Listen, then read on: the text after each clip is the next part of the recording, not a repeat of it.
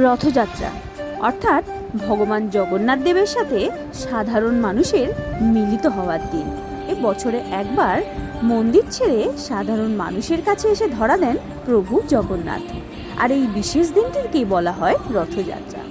প্রতিবারের মতন এবছরও রথযাত্রায় চটপট করে স্কুল থেকে ফিরেই রথ সাজিয়ে ফেলেছিলাম।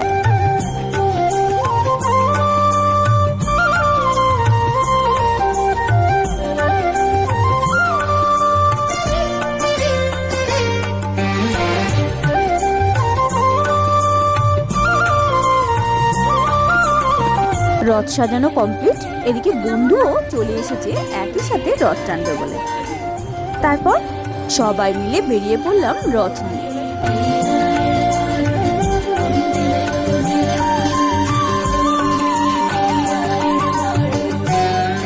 ছোটদের এই রথ টেনে নিয়ে যাওয়ার দৃশ্য দেখলেই নিজেদের ছেলেবেলার কথা কিন্তু মনে পড়ে যায়। আমরাও ঠিক এইভাবেই রথ সাজিয়ে নিয়ে বেরোতাম। তো রথ নিয়ে আমরা মোটামুটি এগিয়ে চলেছি।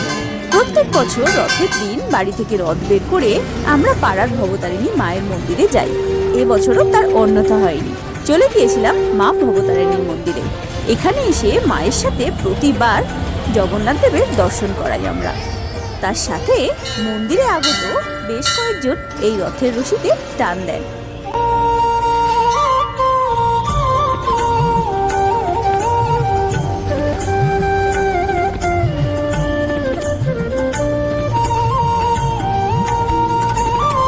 মন্দির থেকেই চট করে বেরিয়ে এসে রাস্তায় দেখতে পেলাম আরো একটা রথযাত্রা। তারপর চাক্ষুষ করলাম সেই রথযাত্রা।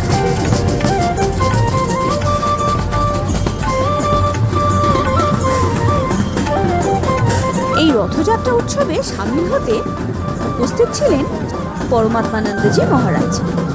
এছাড়াও আরো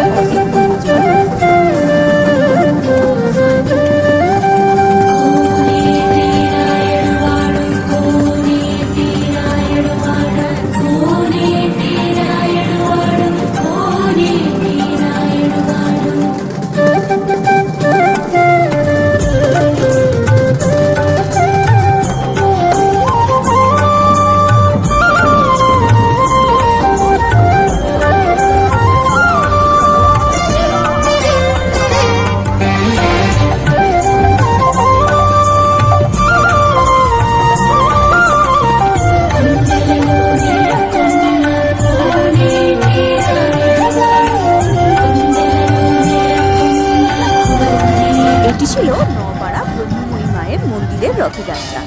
তারপরেই আরো একটা রথযাত্রা দেখতে পেলাম। এটাও নপাড়া রাধা গোবিন্দ মন্দিরের রথযাত্রা উৎসব।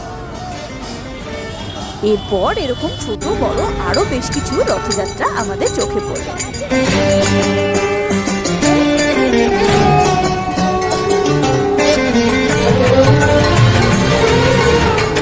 রথযাত্রা মানেই জিলিপি তো থাকবেই, তাই চটপট রথ নিয়ে ফেরার পথে চলে গেলাম জিলিপির দোকানে। আর গরম গরম জিলিপি নিয়ে চলে এলাম বাড়িতে।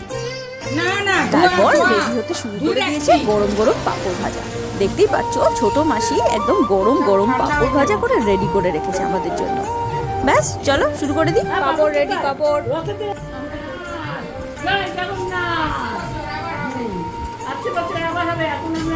মন্দিরে গেলাম, মায়ের মন্দিরে গিয়ে রথ দেখে সেখানে আরতি দেখলাম, প্রসাদ পেলাম, আরো অনেক রাস্তা দিয়ে অনেক রথ দেখেছি। মন ভীষণ ভালো লাগছে আমাদের। তারপরে বাড়ি এলাম, বাড়ি এসে আমার বোন এই যে সবিতা মুখার্জি, এই যে হ্যাঁ পাঁপড় ভাজি, একদম এই যে গরম গরম পাঁপড়, গরম পাঁপড় ভাজা জিলিপি সহযোগে এই বছরের মতন আমাদের রথযাত্রা এখানেই শেষ হলো। দেখা হবে পরের ভিডিও। সবাই ভালো থেকো, সুস্থ থেকো। তোমাদের রথযাত্রা কেমন কাটলো জানাতে ভুলো না।